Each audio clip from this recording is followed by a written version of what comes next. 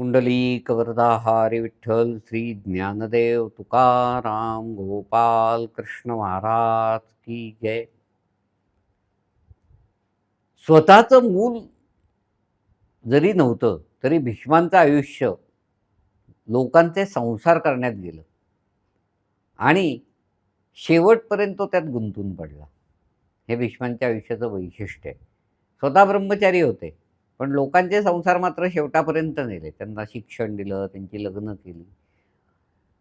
जोपर्यंत लग्न जमत नव्हती, हे अगदी ते धृतराष्ट्र पंडू असू दे, पुढं कौरव पांडव असू दे, तोपर्यंत भीष्मांचं आयुष्य एका पद्धतीने निरागस होतं, स्वच्छ होतं. पण एखाद्या कुलीन स्त्रीची मानहानी आणि विटंबना झाली तर त्या कुलाचा नाश होतो. आणि हे पाप भीष्मांकडनं घडलं की कुलस्त्रियाची मानहानी आणि विटंबना खूप झाली. आता गांधारीला आवडलं असेल का की आपला नवरा अंध आहे?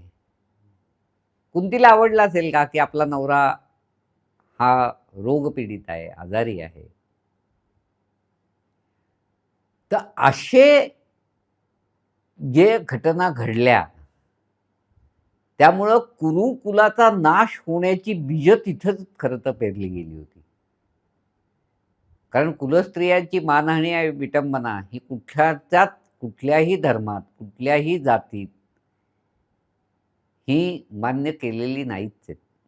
स्त्रीला मान हा दिलाच गेला पाहिजे.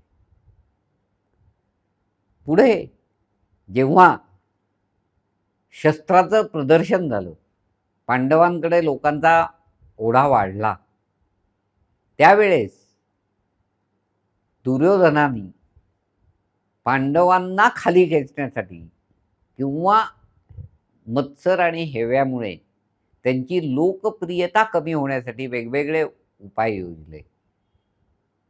त्यात सगळ्यात कळस झाला तो लाक्षाग्रहाचा. लाखेचं घर पुरोचनाकडनं त्यांनी बनवून घेतलं आणि हा कट धृतराष्ट्राच्या संमतीने झाला. पण हिथं भीष्मांचं मौन होतं आणि ते जरा अनाकलनीय होतं मौन हे, की का ते गप्प राहिले? कदाचित त्यांना कुटुंबाची काळजी होती, त्यांना सत्तेची काळजी होती, की बेबनाव झाला तर तो कुटुंबात होईल, कुटुंबात दुही आहे हे जगाच्या निदर्शनास येईल, हे त्यांना कदाचित नको वाटत असेल. लाक्षागृहातनं पांडव सही सलामत सुटले विदुरांच्या मदतीने. पुढं ते एकचक्रानगरा नावाच्या दगडीत गेले. तिथं बकासुराचा त्यांनी वध केला. द्रुपदानी पांचालीचा विवाहाची घोषणा केली. तिथं अर्जुनाने मत्स्यवेध केला. आता मत्स्याचा एक अर्थ ज्ञान असाही आहे. ज्ञानाचा वेध घेतला असंही आपण म्हणू शकतो अर्जुनाने. आणि तिथे भगवान श्रीकृष्ण सुद्धा त्या विवाह सोहळ्याला उपस्थित होते. त्यांनी ओळखलं की हे पांडव आहे. कारण कुंती ही नारायणाची आत्या, पांडव त्याचे आत्ते भाऊ. तर तिथं जर पांडवांची शक्ती वाढली की श्रीकृष्णामुळे यादवांची शक्ती आणि द्रुपद सासरा असल्यामुळे ती सासूरवाडी झाली.